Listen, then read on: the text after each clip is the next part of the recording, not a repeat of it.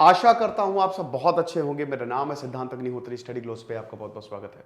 सबसे पहले तो यार यूपीएससी की हम बात कर रहे हैं। यूपीएससी की सेल खत्म हो रही है हमारी। तो अब आप बोलोगे कि सर एक्सटेंड कर दो, हम नहीं कर सकते। काफी वक्त तक हमने चला दी है। लाइव क्लासेस शुरू हो रही है यार। हिस्ट्री ऑप्शनल, सोहेल सर पढ़ाएंगे हिस्ट्री ऑप्शनल। लाइव क्लासेस 1 जुलाई से। सिर्फ 10,000 का इनका कोर्स हमने निकाला है। पिछले प्लेटफॉर्म में जहां पे ये थे, सेम कोर्स ऑप्शनल का 50,000 का था। ये 250 घंटे का कंटेंट है। फटाक से आ जाओ। और पीएसआईआर ऑप्शनल, पीएसआईआर ऑप्शनल बहुत ही ज्यादा जरूरी है। ये और कम में हमने निकाला है। अफोर्डेबल एजुकेशन पे ध्यान है। और यूपीएससी 2023 को बहुत ही कम पे निकाला है। तो सेल शुरू है और लाइव क्लासेस बस शुरू ही होने वाली है, मिस मत करो। तो हम बात करेंगे कॉमन मिस्टेक्स जो आमतौर पे, ये पिछला लेक्चर था तो उन्हीं की इमेज आ गई रामविलास यादव की। तो आमतौर पे जो बच्चे करते हैं, मुझे बहुत सारे ऐसे सवाल पूछे जाते हैं। देखिए मेरे यूपीएससी कोर्स में तो मैं पर्सनल गाइडेंस देता हूं, टीचर्स पर्सनल गाइडेंस देते हैं, जैसे एक ट्यूशन होता है ना वो। तो देखो सबसे पहले, क्योंकि हम ऑप्शनल की बात कर रहे हैं, रॉन्ग ऑप्शनल। मैं इसमें लगभग सारी चीजें कवर कर दूंगा। ये एक बहुत ही कॉमन मिस्टेक होती है। समझो, जीएस पेपर 1, 2, 3 में एक जैसे ही मार्क्स आने वाले हैं। पेपर 4 है एथिक्स का, उसमें मार्क्स बढ़ सकते हैं। लेकिन तीन चीजें आपकी मेरिट बनाएंगी। कौन कौन सी? एक तो ऑप्शनल है, फिर एस्से, फिर इंटरव्यू। ये तीन चीजें। तो ऑप्शनल को बहुत ही ध्यान से चुने। अब ऑप्शनल को कैसे चुने? ह्यूमैनिटीज के सब्जेक्ट आप ले सकते हैं, जैसे हमने पीएसआईआर और हिस्ट्री ऑप्शनल निकाला है। ठीक है, इस बार जो टॉपर थे श्रुति शर्मा, उनका हिस्ट्री ऑप्शनल था। आपको ऑप्शनल में 2-3 क्राइटेरिया याद करने हैं, समझने हैं। सबसे पहले आपका इंटरेस्ट। सब चीज साइड में रख दो। अगर ऑप्शनल में काफी ज्यादा होता है, और मैं आपको ये देखिए, आमतौर पे मैं ये बोलता हूं कि कोचिंग्स की जरूरत नहीं है, आप आसानी से निकाल सकते हो बिल्कुल। लेकिन ऑप्शनल के लिए कोई कोर्स या कोचिंग ज्वाइन कर लेना। सस्ती ही होती है, ज्यादा महंगी नहीं होती। जैसे हमारा ऑप्शनल का कोर्स 10,000 रुपए का है, पीएसआईआर का 7,500 का है। उसे होता क्या ना कि देखो, ऑप्शनल में आपको किताबें बहुत सारी पढ़नी, लेकिन उसमें सब नहीं पढ़ना है, थोड़ा थोड़ा पढ़ना है। तो अब कोर्स में क्या ना, वो एक जगह हो जाता है। तो आपका ऑप्शनल बहुत जल्दी तैयार हो जाएगा, 2-3 महीने में तैयार हो जाएगा। समझ रहे हो? तो सबसे पहले तो ऑप्शनल में इंटरेस्ट बहुत ज्यादा जरूरी है। दूसरा पॉइंट, अगर मान लीजिए कि वो ऑप्शनल मार्क्स ला रहा है, अब जैसे इकोनॉमी है, इकोनॉमिक्स का जो ऑप्शनल है, हो सकता है आपको इकोनॉमिक्स में बहुत ज्यादा इंटरेस्ट हो, लेकिन माइट बी पॉसिबल मार्क्स ना आ रहे हो। ट्रेंड देखो भाई, इकोनॉमी जिनका भी ऑप्शनल रहा है, वो इतने अच्छे मार्क्स नहीं आ रहे हैं उस ऑप्शनल के। यह है पॉसिबिलिटी। ठीक है, आपको अल्टीमेटली मार्क्स लाने हैं, पीएचडी नहीं करनी है, मार्क्स लाने हैं बस। आंसर राइटिंग सबसे मेन है, मेंस निकालना है, उसमें आपके ऑप्शनल के 2 पेपर, उसमें मार्क्स लाने हैं। और नहीं ला पाए तो दिक्कत है। समझ गए आप? तो ये दूसरा क्राइटेरिया। तीसरा, अगर आपने पोस्ट ग्रेजुएशन में वो चीज पढ़ी है या अंडर ग्रेजुएशन में वो चीज पढ़ी, तो सोने पे सुहागा, आपका 50 से 60% काम हो गया, आधा काम हो गया। जैसे मान लो कि अगर आपका बीए हिस्ट्री से है, हिस्ट्री ही लेना, फिर पॉलिटी पीएसआईआर ही लेना, फिर सोशियोलॉजी लो, क्योंकि आप उसको ऑलरेडी पढ़ चुके हो और वही चीजें ही आ रही हैं। कुछ ऐसा अलग से नहीं इन्वेंट किया जा रहा है, वही ही चीजें पूछी जाएंगी। समझ रहे हो?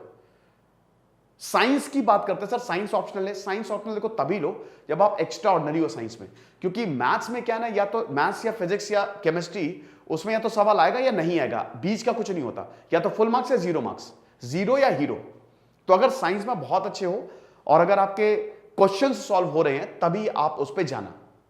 ठीक है, लेकिन इसमें सबसे इंपॉर्टेंट होता है आपका इंटरेस्ट। ऑप्शनल पढ़ने में इंटरेस्ट आना चाहिए, यह जरूरी है। और मार्क्स, ये दोनों चीजें आपको लेके चलना है। 2-3 देखो, जब भी ऑप्शनल चुनो ना, तो तीन तो कम से कम ऑप्शंस हो ही, कि अच्छा ये नहीं तो ये नहीं तो ये। ठीक है, वो अपने हिसाब से क्राइटेरिया डिसाइड कर लेना। तो ऑप्शनल बहुत ज्यादा जरूरी है, बहुत ही ज्यादा, क्योंकि यही आपको मेरिट, आपकी मेरिट बनाएगा, चाहे वो पीसीएस हो चाहे वो आईएएस हो, है ना। दूसरा जो मिस्टेक्स बहुत करते हैं, सबका साथ सबका विकास, ऑल टुगेदर, बहुत दिक्कत। भैया देखो, आपको 2 ही सब्जेक्ट एट अ टाइम पढ़ने हैं। डिमोटिवेशन का बहुत बड़ा कारण होता है। आपको लगता है यूपीएससी का सिलेबस इतना बड़ा है, कैसे हम कर पाएंगे, बाप रे, जैसे अब हमारे कोर्स में 1800 से ज्यादा वीडियोस हैं, लगातार कंटेंट अपडेट होता जा रहा है, लाइव क्लासेस कैसे हो पाएगा? तो मैं उनको ये समझाता हूं कि अरे भैया, अगर तुम दिल्ली जा रहे हो, मेरा बेस्ट एग्जांपल है, तो सबसे पहले तुम दिल्ली नहीं पहुंच जाओगे, सबसे पहले अपने बेड से उतरोगे, फिर दरवाजा खोलोगे, फिर कैब करोगे, स्टेप बाय स्टेप प्रोसेस होगा, है ना? तो स्टेप बाय स्टेप ही चलना है। सबसे पहले आपको एनसीईआरटी करनी है। अगली मिस्टेक्स, इग्नोरिंग एनसीईआरटी। इस पे यही मैं इससे समझा रहा हूं, इग्नोरिंग एनसीईआरटी। बहुत लोग जो है वो एनसीईआरटीज को इग्नोर कर देते हैं, समझ रहे हो? उनको लगता है एनसीईआरटी इस समय सबसे इंपॉर्टेंट है। मैं यही बोलता हूं, सबसे पहले सारी एनसीईआरटी खत्म करो। अब देखिए एनसीईआरटी पढ़नी कैसे है, हालांकि हमने एनसीईआरटी का भी एक सेपरेट कोर्स निकाला है और वो अब पूरा अपडेट हो रहा है। उसमें मैं ये बता रहा हूं कि नोट्स कैसे बनाने हैं और एनसीईआरटी को खत्म कैसे करना, क्या क्या इंपॉर्टेंट है। देखिए आपको यूपीएससी में सब नहीं पढ़ना है, एनसीईआरटी में भी आपको सब नहीं पढ़ना है, माइंड मैप्स बनाने आने चाहिए आपको, समझ रहे हो? एनसीईआरटी बहुत ज्यादा जरूरी है, क्योंकि देखिए एनसीईआरटी में डेफिनेशंस आप पिक कर सकते हैं। अब जैसे चैप्टर 7 क्लास पॉलिटी का, क्लास 7 का चैप्टर 1, चैप्टर 7 बोल दिया, चैप्टर 1, उसमें इक्वालिटी को बहुत अच्छे से समझाया है। तो इक्वालिटी की डेफिनेशंस आपको मिल जाएंगी, और एक टॉपिक की 2-3 डेफिनेशंस हैं। अब आपको पता ही है, आपको 150-250 वर्ड्स में आंसर लिखने होते हैं, 150 और 250। तो आपको कंसाइज फॉर्म में लिखना होता है, आपको बहुत बड़ा आंसर नहीं लिखना है। तो छोटी छोटी डेफिनेशंस आपको एनसीईआरटी से मिल जाती है, और एनसीईआरटी की डेफिनेशन परफेक्ट है, क्योंकि वो सरकारी बुक्स हैं, उनमें कोई फ्रॉड नहीं निकाल सकता। अब उसमें भी एनसीईआरटी में आपको सब नहीं पढ़ना है। जैसे वर्ल्ड हिस्ट्री आमतौर पर आप इग्नोर कर सकते हो, लेकिन मेंस के लिए वर्ल्ड हिस्ट्री इंपॉर्टेंट है, हालांकि इतने सवाल नहीं पूछे जाते हैं, ठीक है? एनसीईआरटी आपको सब क्लियर कर देगी, आपका बेसिक्स क्लियर कर देगी, आपको आंसर राइटिंग स्किल्स देगी। तो एनसीईआरटी को आपको किसी भी हाल में इग्नोर नहीं करना है। और फिर एक रीडिंग हैबिट भी बनती है एनसीईआरटी पढ़ने से। पहले आप एनसीईआरटी पढ़ लो, फिर जब आप हायर बुक्स पढ़ोगे ना, तो आपको बहुत आसान होगा। अब जैसे ज्योग्राफी का आप एनसीईआरटी पढ़ लो, तो आपको और कुछ पढ़ने की जरूरत नहीं है, बिलीव मी। ज्योग्राफी के एनसीईआरटी और करंट अफेयर से काम हो जाएगा, अनटिल एंड अनलेस आपका ज्योग्राफी ऑप्शनल ना हो तो, ठीक है? तो एनसीईआरटी को इग्नोर नहीं करना है। तो सबसे पहले मैं यही बोलता हूं कि भाई एक साथ सबको लेके नहीं चलना है। द फर्स्ट थिंग, आपको सिर्फ एनसीईआरटी पढ़नी है। 2 एनसीईआरटी उठा लो, 2 एनसीईआरटी उठा लो। अब अगले पॉइंट पे हमारे 2 एनसीईआरटी तो उठा ली, लेकिन टाइम टेबल नहीं होता है, प्रॉपर टाइम टेबल नहीं होता है, और डिसिप्लिन भी नहीं होते। इसी को ही लेके चलते हैं, इन तीनों को मैं कनेक्ट करता हूं। देखिए पहली बात तो आप सब कुछ साथ में लेके चलते हैं, और मैं हमेशा बोलता हूं कि एक टाइम पे एक सब्जेक्ट, जैसे आपने पॉलिटी और एनसीईआरटी, पॉलिटी और हिस्ट्री की एनसीईआरटी ली, तो फोकस वही रहेगा, कोई करंट अफेयर्स नहीं, कुछ भी नहीं, सिर्फ पॉलिटी और हिस्ट्री की एनसीईआरटी जल्द से जल्द खत्म करो। और जल्द से जल्द खत्म करने का मतलब ये नहीं कि खत्म कर दी, समझ के खत्म करो, ठीक है? तो इसीलिए आपको एनसीईआरटी खत्म करनी है, एक टाइम टेबल बनाना है, 2 ही सब्जेक्ट लेके चलने एट अ टाइम, 2 से ज्यादा मत लेना।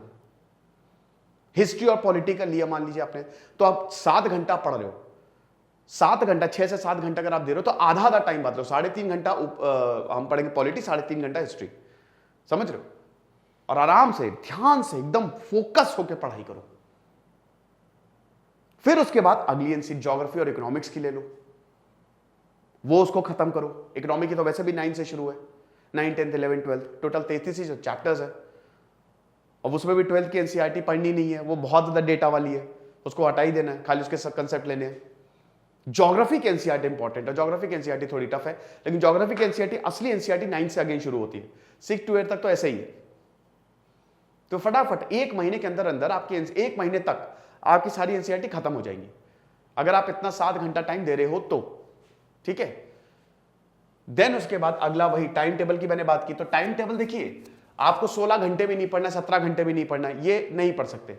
एक और बहुत बड़ी मिस्टेक ये होती है कि बस पढ़ो पढ़ो पढ़ो पढ़ो पढ़ो और कुछ नहीं, चिल मारो, थोड़ा चिल, ठीक है? 7-8 घंटे पढ़ लिए, बढ़िया है। हाँ, कभी कभी डेफिनेटली आप 18 घंटे पढ़ोगे, 19 घंटे पढ़ोगे, कभी कभी होगा, डेली नहीं हो सकता, नामुमकिन है।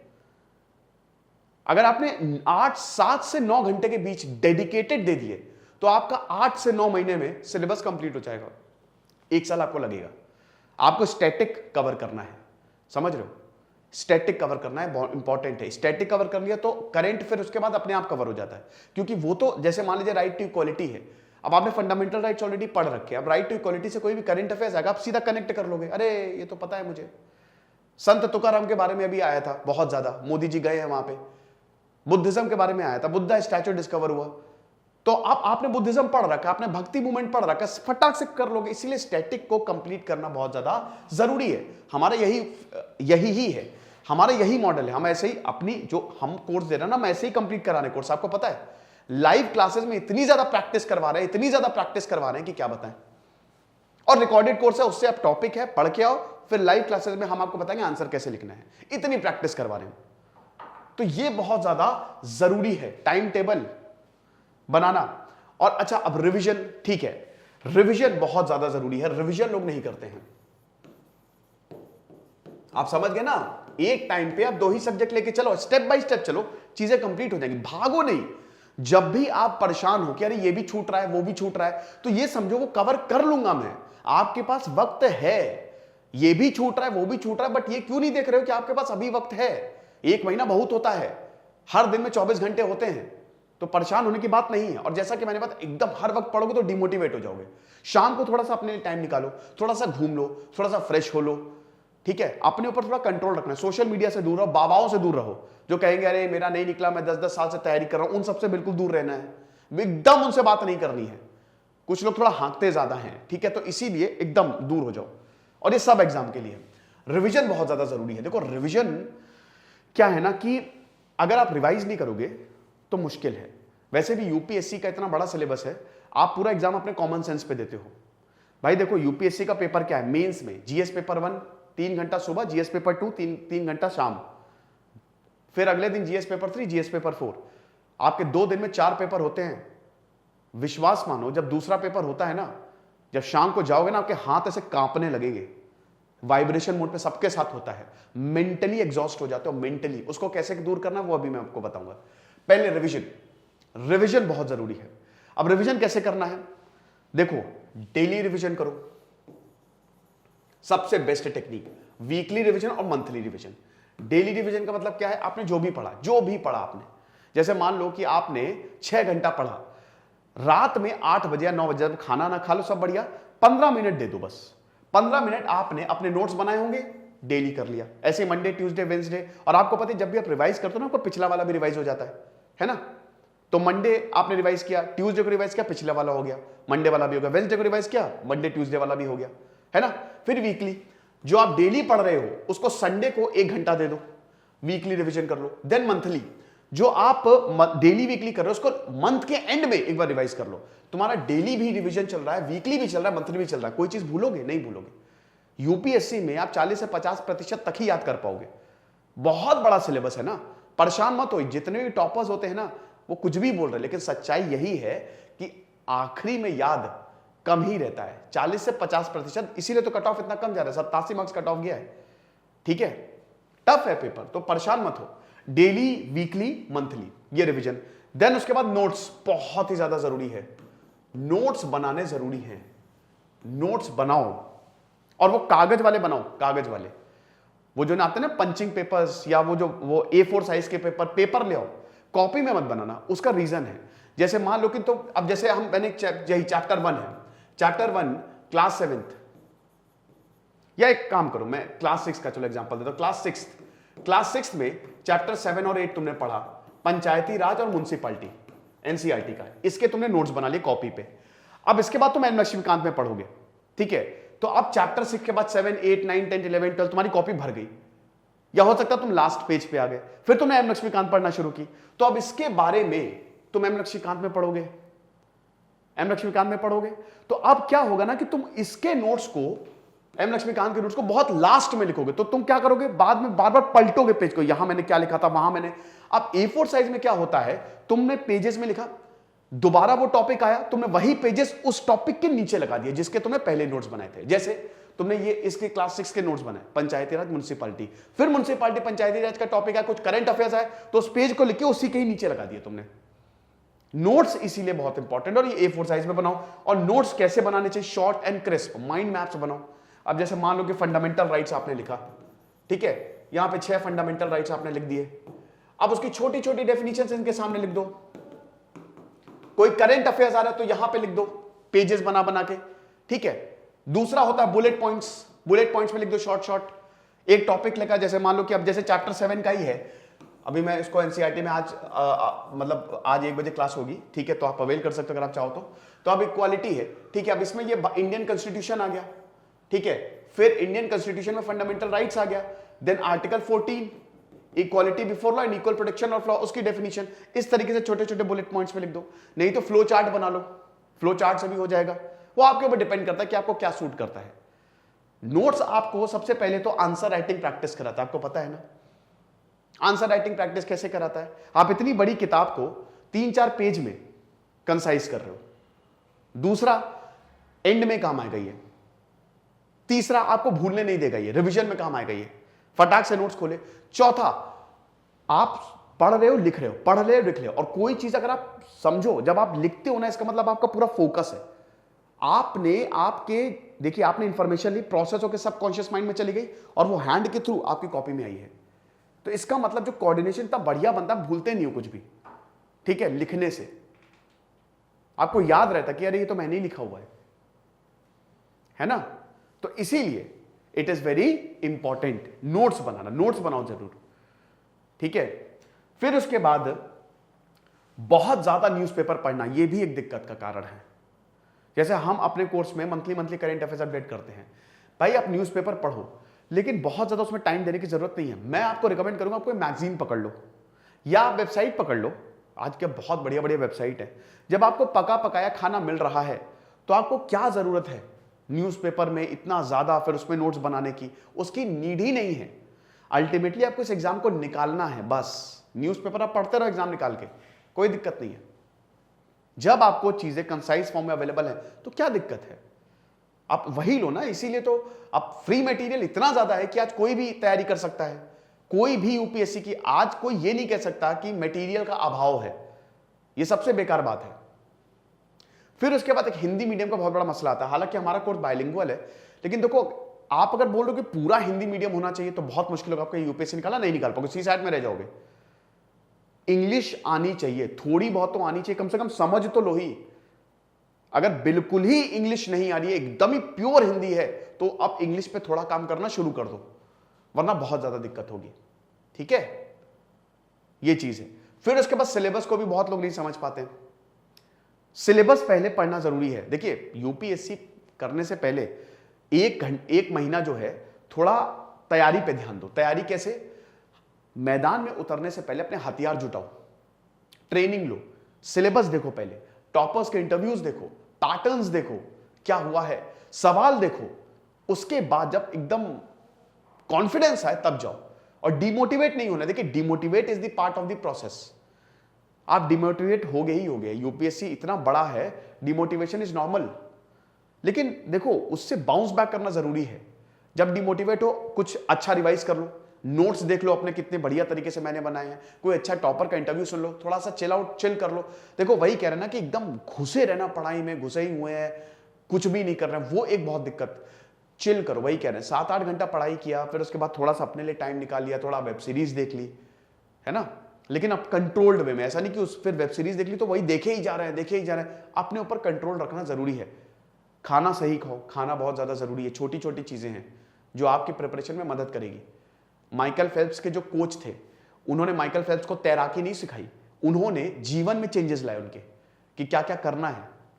तो इसीलिए आप छोटे छोटे जीवन में चेंजेस, जल्दी उठो, कोशिश करो जल्दी उठो, जल्दी सो। अगर आप रात में पढ़ने की आदत है तो भी फिर इस तरीके का आप टाइम टेबल बनाओ कि आपको अच्छा खासा टाइम मिल जाए। अगर आप 6 बजे सुबह उठ रहे हो तो आप दुनिया से 2 घंटे पहले उठ रहे हो, 2 घंटा एक्स्ट्रा टाइम है आपके पास, तो कितनी बढ़िया चीज है। एवरीथिंग इज मैनेजेबल, सब कुछ मैनेजेबल है, समझ गए। अपनी बॉडी पे काम करो, अपने हेल्थ पे काम करो, बहुत ज्यादा मत खाओ, आयुर्वेदिक डाइट लो। आयुर्वेद कहता है कि जितनी भूख है उसका 80% खाएं, ठीक है। भूख से थोड़ा सा कम खाएं, 1 रोटी कम खाएं। डाइजेशन अच्छा होगा तो आपकी बॉडी बहुत अच्छे से बिहेव करेगी, रिस्पॉन्ड करेगी। थोड़ा सा ध्यान करो, योगा कर लो, सुबह अगर टाइम मिल रहा है तो ठीक है, वरना रात में जब भी आपको टाइम निकल जाए, थोड़ा सा मन की बहुत शांति जरूरी होती है। बहुत लंबा प्रोसेस है, और इस प्रोसेस में क्या होता है ना कि डिस्टर्बेंस भी बहुत ज्यादा होता है। घर में कुछ हो गया, पैसे नहीं है, प्रॉब्लम बहुत लगी ही रहेंगी, क्योंकि इस एग्जाम में आपको 1 साल देना है। आप ये मान के चलिए, सिलेबस कंप्लीट करने में ना इतना टाइम लग जाता है। लेकिन अगर आपने 1 साल दे दिए तो अगले आपके 50 से 60 साल शानदार गुजरेंगे, सिर्फ आपके नहीं, आपके आने वाली जनरेशन के। कहते हैं ना कि एक आईएएस ऑफिसर परिवार में पूरा खानदान सुधार देता है, ऐसा हिसाब किताब है, दूर दूर तक चर्चित होते हैं, क्योंकि इस एग्जाम, ये इसकी इतनी इंपॉर्टेंस है। समझिए आप, तो ये कुछ मिस्टेक्स हैं। और सबसे इंपॉर्टेंट मिस्टेक्स, जो जैसा कि मैंने बताया था कि पेपर बहुत थकाने वाला होता है, मॉक टेस्ट सबसे इंपॉर्टेंट मिस्टेक्स। देखिए, प्रीवियस ईयर क्वेश्चन और मॉक टेस्ट लगाने आपको जरूरी है। अगर आप आंसर राइटिंग कर रहे हो, आंसर राइटिंग की प्रैक्टिस बहुत जरूरी है। आंसर राइटिंग तो शुरू से ही आप प्रैक्टिस करना शुरू कर दो। प्रैक्टिस इन द सेंस कि आपको एक आइडिया होना चाहिए। हालांकि आंसर राइटिंग आप बचपन से करते आ रहे हो, इतना पता नहीं लोग डरते क्यों। अबे आंसर राइटिंग तुम बचपन से करते आ रहे हो यार, पहली क्लास एग्जाम देते हो आंसर ही लिख के आते हो, तो परेशान होने की जरूरत नहीं है। आंसर राइटिंग में तुम ऑलरेडी अच्छे हो, तो आंसर राइटिंग जो है, लेकिन यूपीएससी की आंसर राइटिंग थोड़ी अलग तरीके से होती है। तो उसमें क्या करना है ना कि आप टाइम सेट करो, अभी नहीं, अभी तो फिलहाल आपको अपने आंसर राइटिंग स्किल्स डेवलप करने पड़ेंगे यूपीएससी के हिसाब से। लेकिन बाद में, जैसे अभी नवंबर दिसंबर, हालांकि हम अपने कोर्स में पूरा आंसर राइटिंग ही प्रैक्टिस करवा रहे हैं, पूरा उसी पे ज्यादा फोकस है। फिर जनवरी से वापस हम प्री के सवालों को यहां पे देंगे आपको और बहुत ज्यादा प्रैक्टिस करवाएंगे।